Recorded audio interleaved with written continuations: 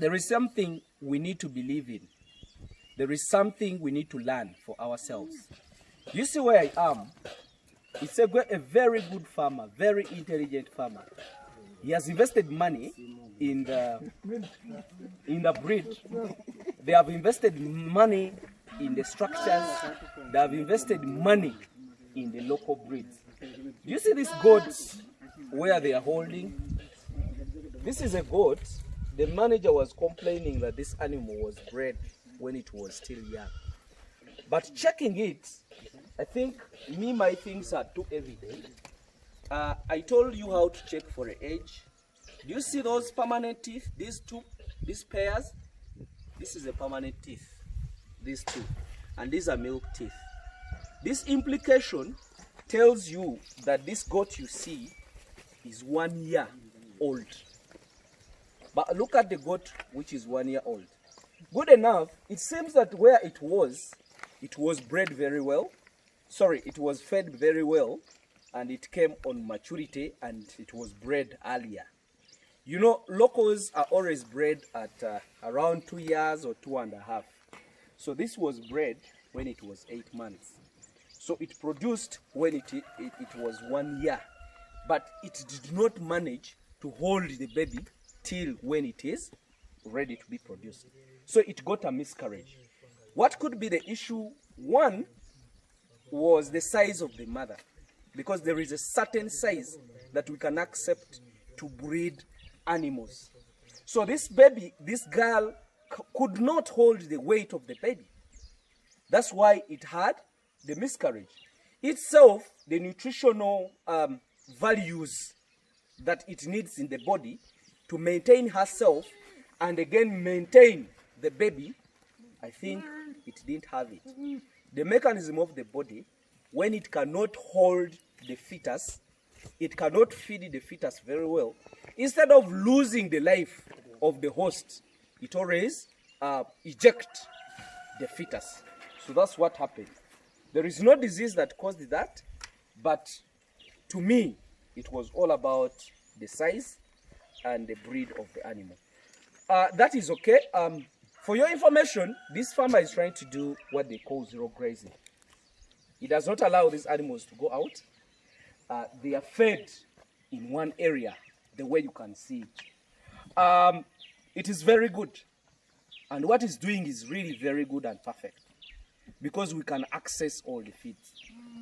But the quality of some goats he's doing are really not good.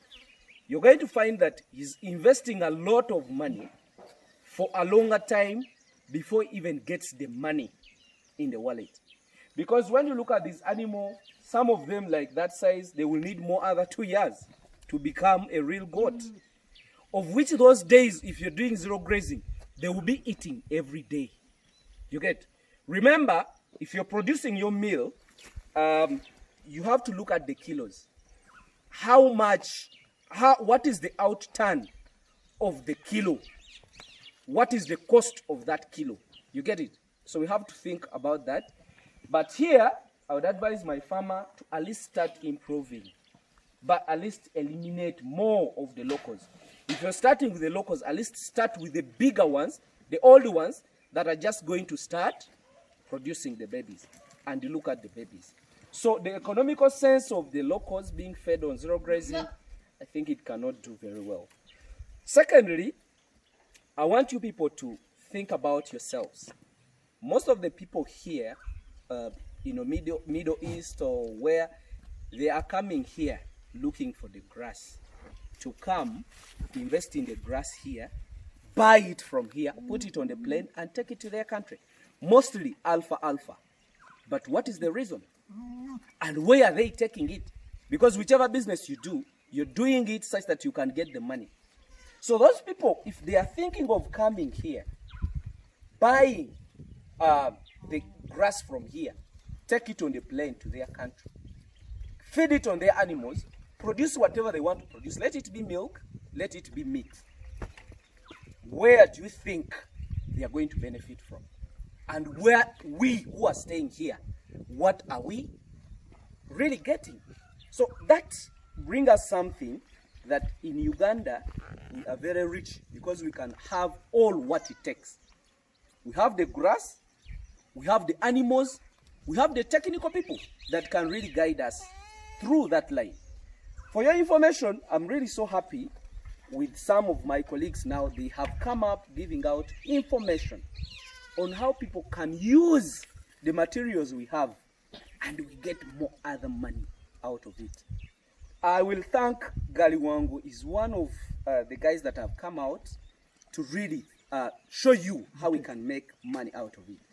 Our issue, I told you, our work is playing with genetics, management, and nutrition. So how do we use the nutritional part of our country or the grasses to make money, to make muscles? So that guy has also started helping, which is very important and which is very good. Some other thing, I don't know whether you thought about this or you know about this.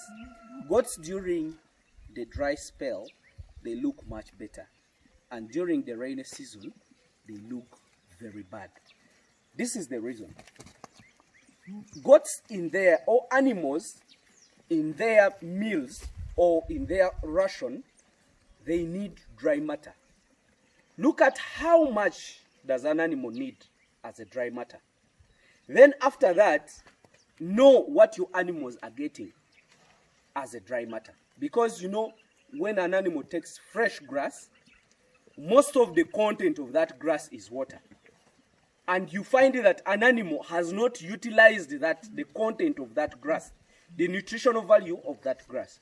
Then finally, an animal be there and it looks funny. But if an animal is taking more of dry matter, it is utilizing that dry matter more and the body benefits more. That's why during the rainy season, goats look funny. And during the dry spell, they look much better.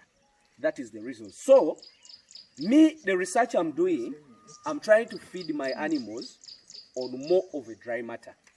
And of which, that grass I know what content is there. So I want to see, and I want to make sure that I produce animals which have bigger muscles, which have much fats, and they are living on natural grass. Let it be dry or hay, and that hay is all about our natural grasses. So we preserve it. The reason why we harvest it such that it can regrow, and then we get more other grass. And two, to increase on the dry matter in the meals of our animals. So, think about this. Don't think that you're poor. You're not poor, but you need to know what to invest in. We have many people, I think, who have the money that can do this kind of project, but we don't know which projects are to be invested in. So, like here, I'm going to make sure these people understand what I want, and I know they will benefit. And they will again come back here to see whether these people are doing perfect. Look at the way they made the structure. I really love the way these people have made it. Myself, these people have been following me for quite long. They have been seeing whatever I've been posting. And they have really used my brain to make what they have right now. Do you know, I am going back to the information. If people get right information, they can do a better project. Look at whatever they've done. It's really so perfect, well aerated. I think you don't see any goat sneezing here. Why? Because the aeration is too perfect. The exercising area is too big. And then all the portions are there. There is a spraying yard, there is an exercising yard, there is a shelter, and then there is a kids pen. So this farmer is not going to make loss in the mortality of kids or even goats itself, but is going to make loss because of the quality of the breed he has decided to go for. You find that an animal to come up in 3 years, it should have eaten over 150,000 or 100, and then the worth of that animal will again be 120. So finally you find that you will be in the loss. But I think you will understand it and we shall use it. Thank you very much. Let me wish you the best. And we thank this kind of people that have started, and we shall make it. Thank you very much.